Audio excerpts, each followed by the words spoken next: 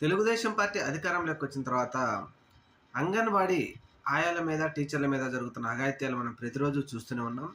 ముఖ్యంగా సత్తెనపల్లిలోని బొడ్డు వెంకటేశ్వరరావు అనే ఒక టీడీపీ నాయకుడు సాధారణ మహిళ మీద ఆవిడను ఖచ్చితంగా ఈ మాట మనం చెప్పుకోకూడదు గానీ, నా పక్కలో పడుకోవాల్సిందే లేకపోతే నీ ఎంతో చూస్తానంటూ అతను బెదిరిస్తున్నాడు.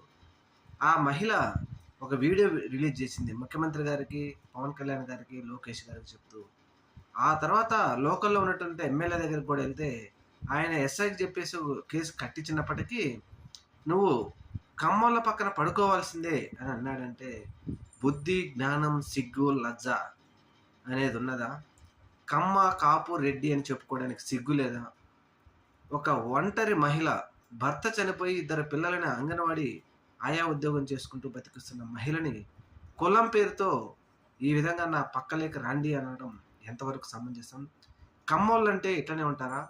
మీలాంటి వాళ్ళ వల్ల అందరికీ చెడ్డ పేరు వస్తుందంటూ ఇప్పుడు పెద్ద ఎత్తున సోషల్ మీడియాలో నెటిజన్లు విమర్శిస్తున్నారు ఈ బొడ్డు వెంకటేశ్వరరావుని.